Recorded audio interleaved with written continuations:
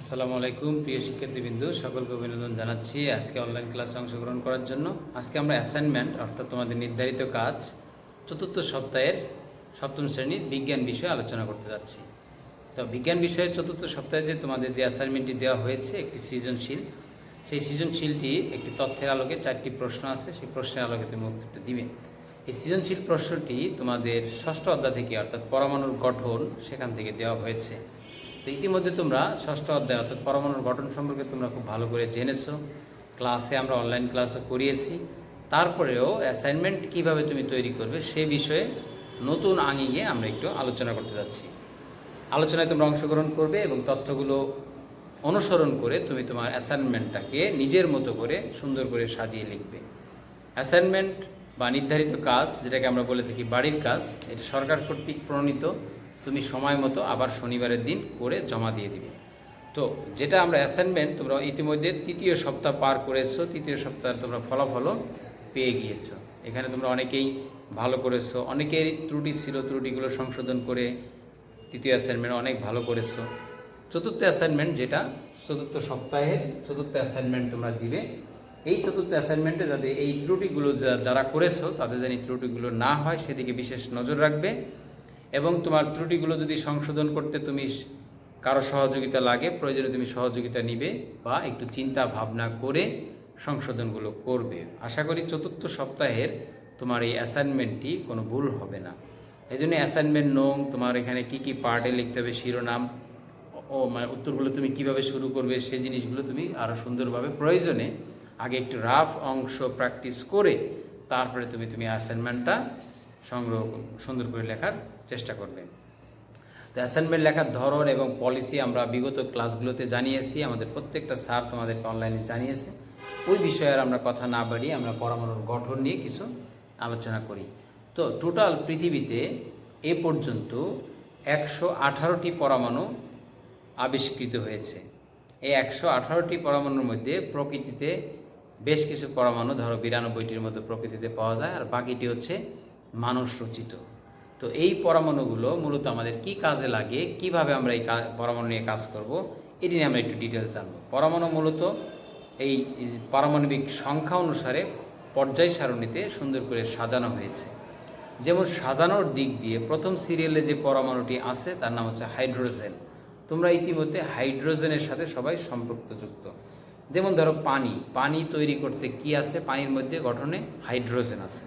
Hydrogen আমাদের একটি গুরুত্বপূর্ণ পারমাণবিক উপাদান, যেটা দিয়ে আমাদের জীবনযাপনের জন্য অনেক অংশেই অনেক ক্ষেত্রে কাজে লাগে। তাহলে হাইড্রোজেন, তোমরা পরমাণুর নাম শুনেছ, এই হাইড্রোজেন কিভাবে গঠিত হয়েছে সেটাও আমরা কিন্তু জানবো, এবং হাইড্রোজেন দিয়ে কি কি তৈরি করা হয়েছে সেটাও কিন্তু আমরা জানবো। তো হাইড্রোজেন হচ্ছে একটা পরমাণু যার সংকেত হচ্ছে এইচ, কারণ হাইড্রোজেনের প্রথম অক্ষরটা হচ্ছে এইচ, এবং এটির পারমাণবিক সংখ্যা হচ্ছে 1, কারণ এর পর্যায় সারণীর প্রথম সিরিয়ালে আছে, অর্থাৎ 1 নম্বরে আছে। তাহলে পারমাণবিক সংখ্যা হচ্ছে 1, নাম হচ্ছে হাইড্রোজেন। এটিকে আবার বলা হয় প্রতীক। যে হাইড্রোজেনটাকে কি দিয়ে প্রকাশ করা হয়, এইচ দিয়ে প্রকাশ করা হয়। এটিকে আবার বলা হয় আরেকটি ভাষায়, রসায়নের ভাষায় বলা হয় প্রতীক। কিন্তু হাইড্রোজেন কখনো পরমাণু হিসেবে একা থাকে না, সে সবসময় অণু হিসেবে থাকে। তাহলে যখন একটি হাইড্রোজেন, দুইটি হাইড্রোজেন একত্রিত হবে সেটা হচ্ছে হাইড্রোজেন অণু। আমরা এখানে নাম দিতে পারি, এটা হচ্ছে হাইড্রোজেন পরমাণুর প্রতীক, নাম হচ্ছে পরমাণু, হাইড্রোজেন পরমাণু, আর এটা হচ্ছে হাইড্রোজেন অণু। তাহলে আমি এখানে অণু এবং পরমাণুর ভিতরে কিন্তু পার্থক্যটা বুঝতে পারলাম, যে পরমাণু সবসময় একা থাকে, অণু একাধিক থাকে, অর্থাৎ একই জিনিসের দুইটা জিনিস নিয়ে দেখো অণু গঠিত। যদি আমি আরেকটি উদাহরণ দিই, যে অক্সিজেন যদি একা থাকে এটা হচ্ছে পরমাণু, যখন এটা এইভাবে থাকবে অক্সিজেন সেটা হচ্ছে অণু।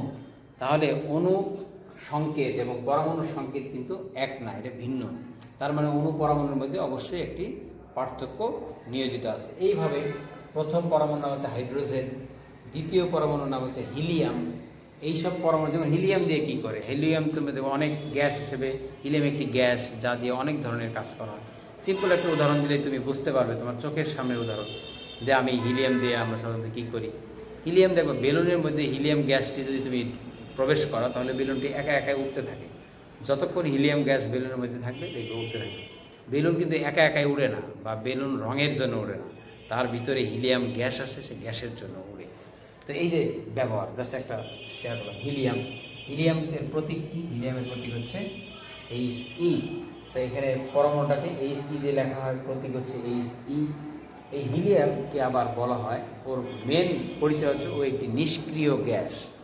এই হিলিয়াম একটি নিষ্ক্রিয় গ্যাস, যেমন হাইড্রোজেনও কিন্তু একটা গ্যাস, কিন্তু হিলিয়ামটা হচ্ছে নিষ্ক্রিয়, ব্যক্তিগত একটা বৈশিষ্ট্য আছে। এইভাবে 118টি মৌলেরই ব্যক্তিগত বৈশিষ্ট্য আছে, তাদের প্রতীক আছে, সংকেত আছে, পারমাণবিক সংখ্যা আছে, এবং প্রত্যেকটি পরমাণুর আবার ভর সংখ্যাও আছে, প্রত্যেকটির আবার যোজনীয় আছে। এগুলো আমরা উপরের ক্লাসে, প্রত্যেকেই কোনো না কোনোভাবে যৌগ গঠনে অংশগ্রহণ করে। শুধু এই নিষ্ক্রিয় গ্যাস ব্যতীত সবাই কোনো না কোনোভাবে যৌগ গঠন করে। যেমন আমি যদি বলি এখানে হাইড্রোজেন, তোমাদের খুব পরিচিত একটি যৌগের নাম আমি এখন বলবো, যে হাইড্রোজেন একটি পরমাণু, ক্লোরিন একটি পরমাণু।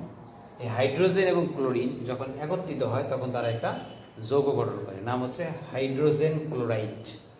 এই হাইড্রোজেন ক্লোরাইড যে যৌগটি তৈরি হলো, দুটি পরমাণু ভিন্ন ভিন্ন ক্ষেত্র থেকে এসে এই হাইড্রোজেন ক্লোরাইড তৈরি হলো, এটি কিন্তু তোমরা নাম শুনেছো, হাইড্রোজেন ক্লোরাইড।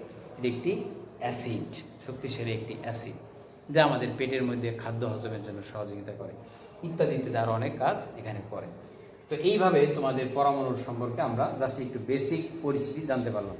যেমন যদি আরও দু একটি আমি পরমাণুর নাম বলি, তোমরা নাম শুনেছো সোডিয়াম, তারপরে নাম শুনেছো কেবল বললাম ক্লোরাইড। অর্থাৎ সোডিয়াম ক্লোরিন যখন একত্রিত হয়, সোডিয়াম একটি পরমাণু, ক্লোরিন একটি পরমাণু, তারা যখন একত্রিত হয় তখন কি তৈরি হয়? সোডিয়াম ক্লোরাইড একটি যৌগ তৈরি হয়। তাই এখানে মৌল এবং যৌগ সেটার ক্ষেত্রেও কিন্তু একটা ব্যাখ্যা আছে। যখন একটি পরমাণু একা থাকে, যাকে আর ভেঙে অন্য কোনো পরমাণু পাওয়া যায় না, সেটা হচ্ছে মৌলিক পরমাণু বা মৌলিক যৌগ বা মৌলিক পরমাণু। আর যৌগিক কোনটা? যাকে ভাঙলে দুই বা ততোধিক মৌলিক পদার্থ পাওয়া যায়, তাকে বলা হয় যৌগিক পদার্থ। তাহলে মৌলিক পদার্থের ক্ষেত্রে একটি পরমাণু থাকবে, যাকে ভাঙলে আর একাধিক কোনো পরমাণু পাওয়া যাবে না, সেটা হচ্ছে মৌলিক পদার্থ। আর যৌগিক পদার্থ হচ্ছে যাকে ভাঙলে কমপক্ষে দুটি আর তারও বেশি, দুই বা ততোধিক পদার্থ পাওয়া যায়, সেগুলোকে বলে যৌগিক পদার্থ। তাহলে সোডিয়াম ক্লোরাইড একটি যৌগিক পদার্থ, কিন্তু হিলিয়াম একটি কি? মৌলিক পদার্থ। হাইড্রোজেন একটি যৌগিক পদার্থ, মৌলিক পদার্থ, কিন্তু হাইড্রোজেন 2 একটি কি? যৌগিক পদার্থ। এখানে দুটি হাইড্রোজেন আছে। হাইড্রোজেন ক্লোরাইড একটি কি? যৌগিক পদার্থ, কারণ এখানে দুটি পরমাণু আছে। তাহলে আমরা মৌলিক এবং যৌগিকের মধ্যে একটি পার্থক্য বুঝতে পারলাম। এখন এই সোডিয়াম ক্লোরাইড, সোডিয়াম এবং ক্লোরিন মিলে যে সোডিয়াম ক্লোরাইড উৎপন্ন হলে, এটা আমাদের লাভ কী? এটাতে আমরা কী করব? এই পরমাণু, প্রত্যেকটা পরমাণু মানুষের জীবন ধারণের জন্য প্রত্যেকটা পরমাণু কোনো না কোনোভাবে আমাদের প্রয়োজন হয়। অর্থাৎ এই 118টি পরমাণুর সাথে আমরা কোনো না কোনোভাবে অঙ্গাঙ্গিভাবে জড়িত আছি। এমনকি আমাদের দেহের মধ্যে, দেহ পরিচালনার ক্ষেত্রেও কিন্তু প্রায় 29টার মতো পরমাণু কিন্তু সরাসরি কাজ করছে। যেমন আমাদের ভিতরে অক্সিজেন আছে, অক্সিজেন রক্ত সরবরাহ সহযোগিতা করে, এই সেই অক্সিজেন। যেমন আমাদের মধ্যে কার্বন ডাইঅক্সাইড আছে, কার্বন আছে, যেটা আমরা নিঃশ্বাসে বের করে দিচ্ছি। আমরা সোডিয়াম, আমরা ক্যালসিয়াম খাচ্ছি, ক্যালসিয়াম খাচ্ছি, আমরা আয়রন খাচ্ছি। এরকম অনেক পরমাণু কি আমাদের শরীরের কিন্তু বিভিন্ন অঙ্গ প্রত্যঙ্গ ঠিক রাখার জন্য কিন্তু, সচল রাখার জন্য, ভালো রাখার জন্য কিন্তু কাজ করে যাচ্ছে। এইভাবে 118টি পরমাণু, কোনোটি আমরা অবহেলা করার সুযোগ নেই। তো এখানে যেমন সোডিয়াম ক্লোরাইড, এটা আমাদের কি? সোডিয়াম একটা পরমাণু, ক্লোরিন একটা পরমাণু, এটা আমরা কী করবো? এটি কী করে? তো এই সোডিয়াম ক্লোরাইড হচ্ছে খাবার লবণ। যখন সোডিয়াম এবং ক্লোরিন একত্রিত হবে তখন যে জিনিসটা তৈরি হয় সেটা হচ্ছে সোডিয়াম ক্লোরাইড, যাকে বাংলায় বলা হয় খাবার লবণ, টেবিল লবণ আমরা কিন্তু বলি। আমরা যে খাবার রান্না করি, যেখানে লবণ দিই, সেটা সোডিয়াম ক্লোরাইড। এই লবণটি দিয়ে কিন্তু আমরা আমাদের খাবারকে সুস্বাদু করে থাকি। দেখো, আমাদের সাথে সোডিয়াম ক্লোরাইড কিন্তু অত্যন্তভাবে জড়িত। তা সোডিয়াম একটি ক্লোরাইড একটি যৌগিক পদার্থ, সোডিয়াম ক্লোরাইড, যেখানে সোডিয়াম এবং ক্লোরাইড আলাদা আলাদা পরমাণু। তাহলে যৌগিক পদার্থ কাকে বলে? দুই বা ততোধিক পরমাণু মিলে যদি যে পদার্থ গঠিত হয় সেটা হচ্ছে কি? যৌগিক পদার্থ। মৌলিক পদার্থ কি? শুধুমাত্র একটি পদার্থ নেই, অর্থাৎ যাকে ভাঙলে অন্য কোনো, যে পদার্থকে ভাঙলে অন্য কোনো পদার্থ পাওয়া যায় না, সেটা হচ্ছে কি? মৌলিক পদার্থ। তো ইতিমধ্যে আমরা পরমাণু সম্পর্কে জানলাম, আমরা অণু সম্পর্কে জানলাম, যৌগিক পদার্থ সম্পর্কে জানলাম, মৌলিক পদার্থ সম্পর্কে জানলাম, এখানে একটি যৌগিক পদার্থের ব্যবহার সম্পর্কে আমরা জানলাম। এখন যদি গঠন নিয়ে দুই একটি কথা বলি, যেমন ধরো পানি বা সোডিয়াম ক্লোরাইডের গঠনে যদি বলি, পানি তোমরা অলরেডি শুনেছো পানির সংকেত, এটা হচ্ছে পানির সংকেত। আরেকটা জিনিস বলে রাখি, সেটা হচ্ছে সংকেত এবং প্রতীকের মধ্যে পার্থক্য। সংকেতের ক্ষেত্রে তোমার এখানে এক বা একাধিক থাকবে, যেমন পানি, এটা হচ্ছে পানির সংকেত। আর এটা হচ্ছে প্রতীক, যেমন হাইড্রোজেনের প্রতীক হচ্ছে হাইড্রোজেন। বাট সংকেতের ক্ষেত্রে যেমন একটা সংকেত, সোডিয়াম ক্লোরাইড একটা কি সংকেত। এখন যদি আমরা গঠন দেখি, এটার গঠনটা কীভাবে হবে, অক্সিজেন দেখো, এখানে একটি অক্সিজেন আছে আর দুইটি কি আছে, হাইড্রোজেন আছে। একটি অক্সিজেন, দুটি হাইড্রোজেন আছে, এটা হচ্ছে তাদের গঠন। অর্থাৎ যদি পানির গঠন চায় তবে এটা হচ্ছে পানির সংকেত, এটা হচ্ছে পানির গঠন।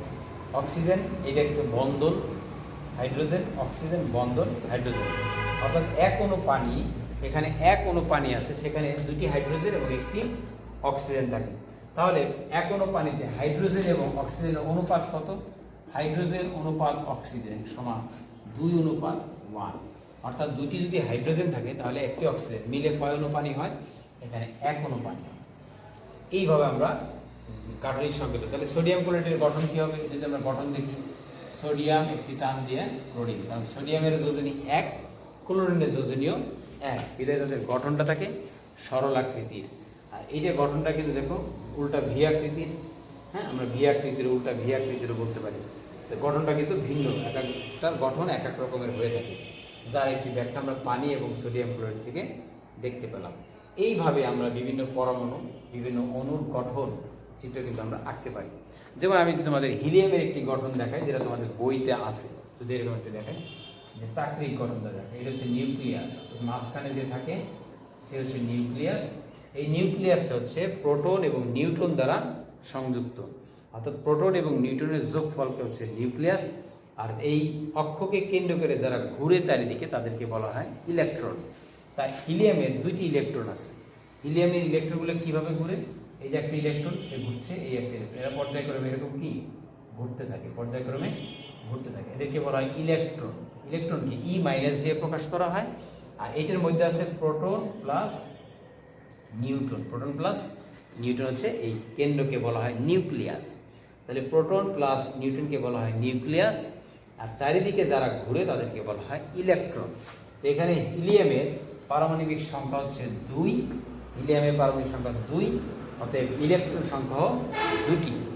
ইলেকট্রন সংখ্যা যেহেতু 2টি, তার 2টি ইলেকট্রন এরকম পর্যায়ক্রমে ঘুরতে থাকে। এইভাবে সোডিয়ামের যদি আমরা পারমাণবিক গঠন দেখি, সোডিয়ামের পারমাণবিক সংখ্যা হচ্ছে 11। যদি আমরা একটু গঠনটা খেয়াল করি, সোডিয়ামের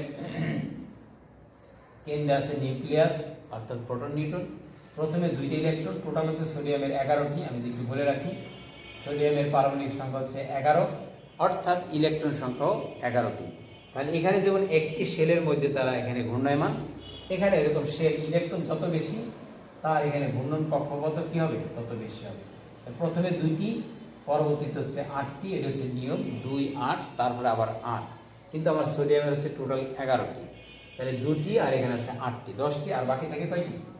1টি। তাহলে 1টি এখানে 10টি। তাহলে সোডিয়ামের ক্ষেত্রে দেখো শেলের সংখ্যা কিন্তু 1টি আরও বেশি হয়, 2টি বেশি হয়, মোট 3টি। এই ফোটা ফোটা যেগুলো দিলাম এগুলো হচ্ছে ইলেকট্রন। তাহলে ইলেকট্রনগুলো নিউক্লিয়াসকে কেন্দ্র করে চারিদিকে ঘুরতে থাকে, আর নিউক্লিয়াস কেন্দ্রে তার নিউট্রনের সাথে অবস্থান করে। এটা হচ্ছে সোডিয়াম পরমাণুর গঠন। এটা হচ্ছে ইলেকট্রনিক গঠন। এটা হচ্ছে হিলিয়ামের ইলেকট্রনিক গঠন। যদি আমি এখানে লিখে দিই, এটা হচ্ছে হিলিয়াম। তাহলে হিলিয়াম তোমাদের বইতেও আছে, দেখবা হিলিয়ামের 2টি ইলেকট্রন চারিদিকে আছে, অক্ষ কেন্দ্রকে ঘুরছে, আর কেন্দ্রে আছে কি প্রোটন এবং নিউট্রন। আশা করি তোমরা আজকের অ্যাসাইনমেন্ট ক্লাসটি বুঝতে পেরেছো। আগামী ক্লাসে আমরা নতুন অ্যাসাইনমেন্ট, কোন অ্যাসাইনমেন্ট আসলে আমরা আলোচনা করব। তোমরা অবশ্যই অ্যাসাইনমেন্টটি করে সময় মতো জমা দিবে। কোনো সমস্যা হলে সমস্যাকে উঠিয়ে আরও ভালো থেকে ভালো করার চেষ্টা করবে। আগামী ক্লাসে আবার দেখা হবে। আজকের মধ্যে এখান থেকে বিদায় নিচ্ছি। সবাই ভালো থাকবে। আসসালামু আলাইকুম।